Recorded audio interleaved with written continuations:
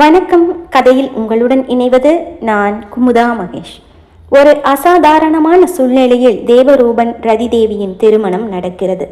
ரதி தனக்கு திருமணம் ஆனதை தன் அப்பா அம்மாவிடம் சொல்லாமல் தாலியை மறைத்து பிறந்த வீட்டிலேயே இருந்து கொண்டு அவ்வப்போது புகுந்த வீட்டிற்கு சென்று தன் கணவனை சந்தித்து வருகிறாள்.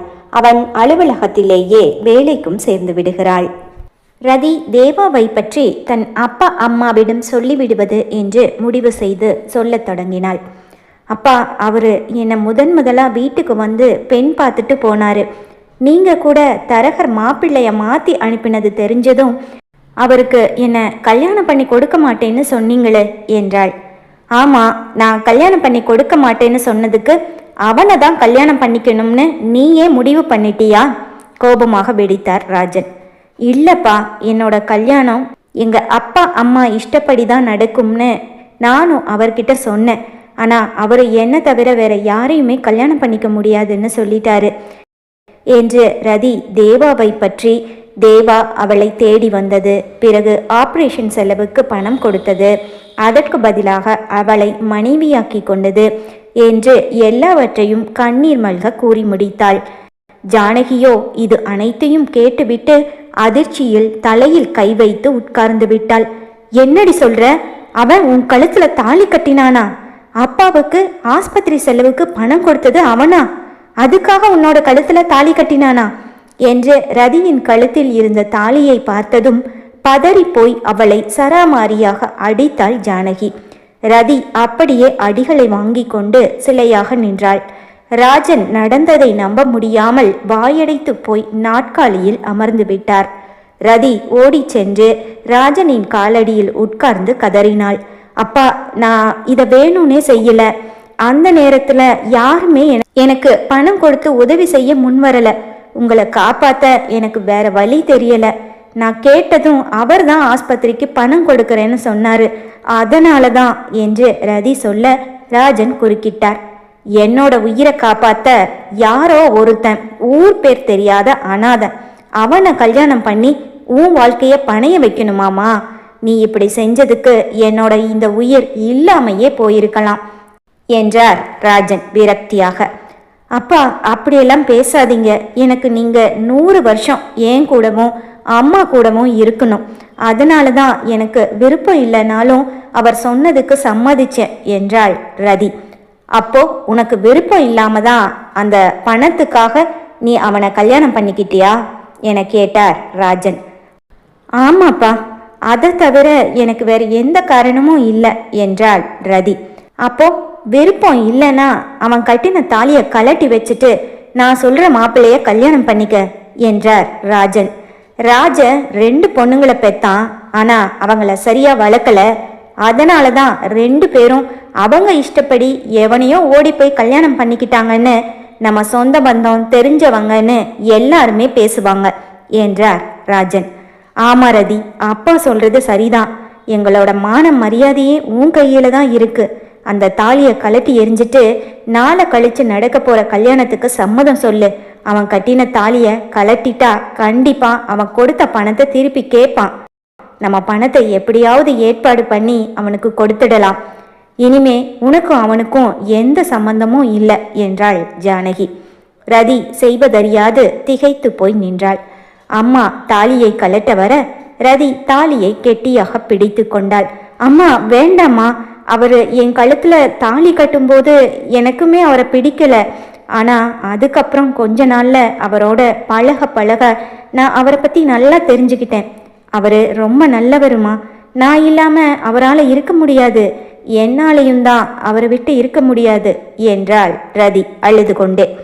என்னடி இப்படியெல்லாம் பேசுற? அப்போ எங்களை பத்தி உனக்கு கவலை இல்லையா? உங்க அப்பா முடிவு பண்ண கல்யாணம் ஏற்கனவே ஒரு வாட்டி நின்று போச்சு. இப்போ திரும்பவும் உன்னால அது நின்று போச்சுன்னா நாங்க 2 பேரும் உயிரோடவே இருக்க மாட்டோம் உறுதியாக கூறினாள் ஜானகி.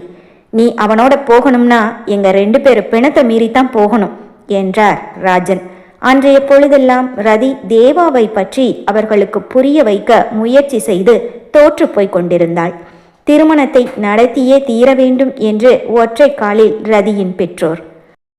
ஆனால் எப்படியாவது தேவாவை அவர்களுக்கு மருமகனாக ஏற்றுக்கொள்ள வைத்து விட வேண்டும் என்ற முயற்சியில் ரதி இந்த கல்யாணத்திற்கு சம்மதம் சொல்லவில்லை என்றால் அப்பா அம்மா இருவரும் தூக்கில் தொங்கிவிடுவோம் என்று அறைக்குள் சென்று கதவை தாளிட்டு கொள்ள, அம்மா நீங்க சொல்ற மாதிரியே கேட்கிறேன் என்று கூறி அவர்களை கதவை திறக்க வைப்பதற்குள் பெரும்பாடாக்கி போனது அவளுக்கு. ஜானகி தாலியை கலட்டி விடும்படி கேட்க, இப்போது ரதி அறைக்குள் சென்று கதவை தாளிட்டு கொண்டாள். என்ன செய்வது என்று தெரியாமல் அழுது அழுது அன்று ரதி தூங்க 4 மணிக்கு மேல் ஆகிவிட்டது. அவள் எப்போதும் 10 மணிக்கு தூங்கச் செல்வதற்கு முன் தேவாவிற்கு போன் செய்வது வழக்கம். இன்று போன் வரவில்லை. அவனுக்கும் அலுவலக விஷயமாக வெளியில் சென்று வந்ததால் வீடு வந்து சேர மணி 11:30 ஆகிவிட்டது. ரதியிடமிருந்து ஏதாவது மிஸ்டு கால் இருக்கிறதா என்று பார்த்தான். கால் எதுவும் இல்லை. அவனை கூப்பிடலாம் என்று யோசித்து கடிகாரத்தை பார்த்தவன் நேரமாக்கிவிட்டதால் தூங்கியிருப்பாள், தொந்தரவு செய்ய வேண்டாம் என்று விட்டுவிட்டான்.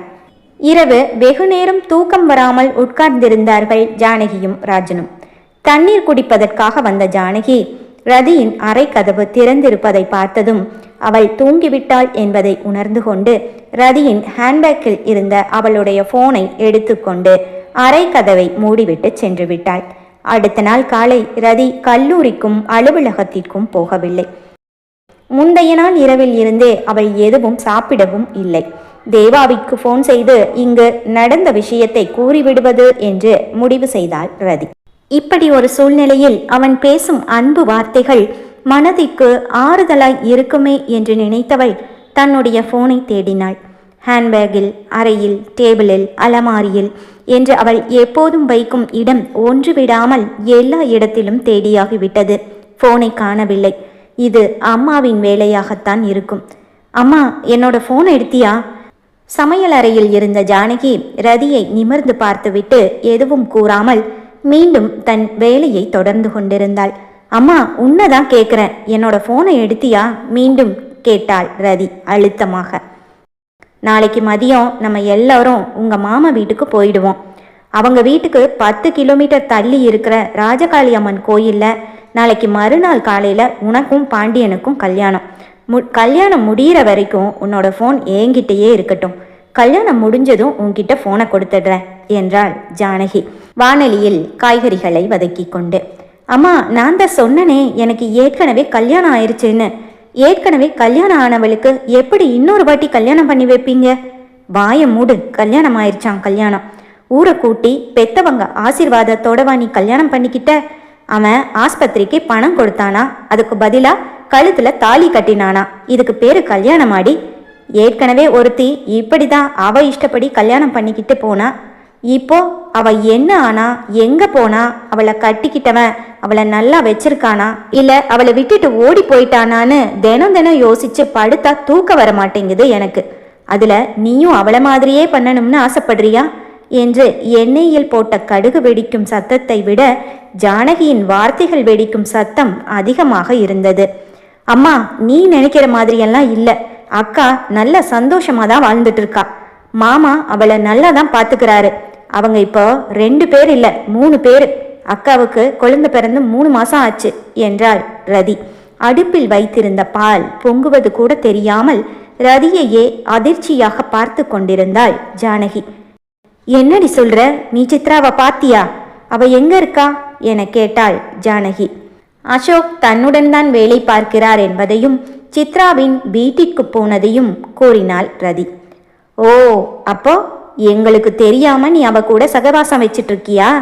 அவதான் உனக்கு நான் செஞ்ச மாதிரி நீயும் பண்ணு, நம்ம இஷ்டப்படி நம்ம இருக்கலாம், பெத்தவங்களை பத்தி கவலைப்படாதேன்னு சொல்லி கொடுத்தாளா என கேட்டாள் ஜானகி. என்னம்மா இப்படியெல்லாம் பேசுற என்றாள் ரதி. இங்க பாரு ரதி, நீ சின்ன பொண்ணு. பணத்தை கொடுத்து அவன் உன்னை ஏமாத்தி தாலி கட்டியிருக்கான். உனக்கு எதுவும் தெரியாது. ரதிமா, அப்பா அம்மா சொல்றத கேளு என்றாள் ஜானகி. இல்லம்மா, அவரு என்னை ஏமாத்தல, ரொம்ப நல்லவருமா. போனை கொடுமா, நான் இப்பவே அவரை வர சொல்றேன். அவரே உங்ககிட்ட பேசணும்னு தான் சொல்லிட்டு இருந்தாரு. விஷயத்த சொன்னா இப்பவே இங்க ஓடி வந்துருவாரு. நீங்களும் அப்பாவும் அவர்கிட்ட பேசி பாருங்க. அவரு எவ்வளவு நல்லவருன்னு உங்களுக்கு புரியும் என்றாள் ரதி. தெரியும் தெரியும், அவனும் அவனோட பணக்கார திமிரும். பொண்ணு பார்க்க வந்துட்டு உங்க அப்பாவையே மிரட்டினவன் தானே அவன். அப்பவே எங்களுக்கு அவனை பிடிக்கல, இப்ப எப்படி பிடிக்கும்?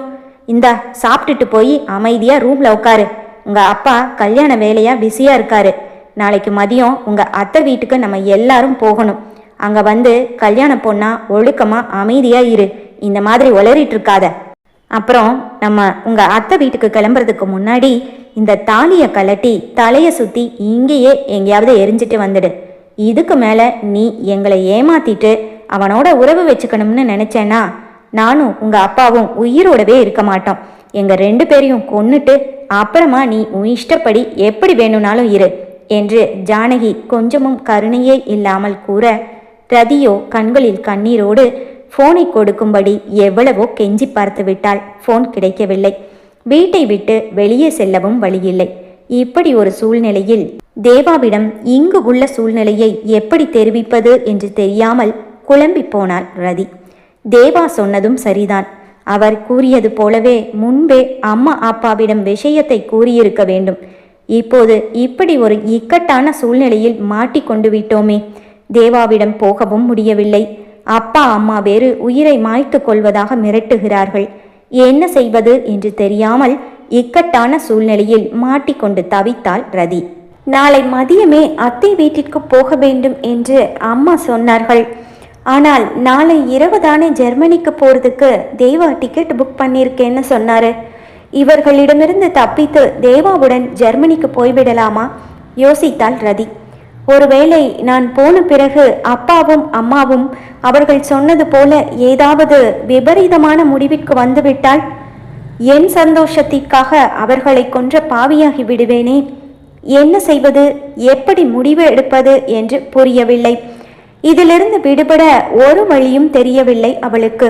அவளால் முடிந்தது சாப்பிடாமல் உண்ணாவிரதம் இருப்பது மட்டுமே. அம்மா கொடுத்த உணவை வேண்டாம் என்றாள். எனக்கு போனை கொடுத்தால்தான் சாப்பிடுவேன் என்றாள். நீ சாப்பிடாம பட்னி கிடந்தாலும் பரவாயில்ல, போனை உன்கிட்ட கொடுக்க மாட்டேன் என்று அம்மா கூறிவிட தேவாவை பற்றி நினைத்தாள் ரதி. அவன் அவளை பார்க்காமல் அவளுடன் பேசாமல் நிச்சயம் தவித்து போவான் என்று நினைத்து பாவம் அவளால் கண்ணீர் விட மட்டுமே முடிந்தது. அன்று காலையிலிருந்து தேவா ரதியின் போனுக்கு பல முறை அழைத்து விட்டான். முதலில் 2 முறை போன் ரிங் போனது. பிறகு ஸ்விட்ச் ஆஃப் என வந்தது. அவன் மனதில் ஏதோ நெருடியது. நடப்பது ஏதோ சரியில்லை என்று தோன்றியது. அவள் போனில் ஏதாவது பிரச்சனையாக இருக்குமோ, இல்லை போனை சார்ஜிங் போடாமல் இருந்திருப்பாளோ என்றெல்லாம் யோசித்தவன் நேற்று அவ்வளவு அவசரமாக வீட்டிலிருந்து போன் வந்தது என்று கிளம்பியவள் இன்று போனை ஆஃப் செய்து வைத்திருக்கிறாள் என்றால் என்னவாக இருக்கும்? சித்ராவிற்கு போன் செய்து ரதி கடைசியாக அவளிடம் ஏதாவது கூறினாளா என்று விசாரித்தான். ஆனால் சித்ராவோ ரதியுடன் பேசி 2 நாட்களுக்கு மேலாகிவிட்டது என்று கூறினாள்.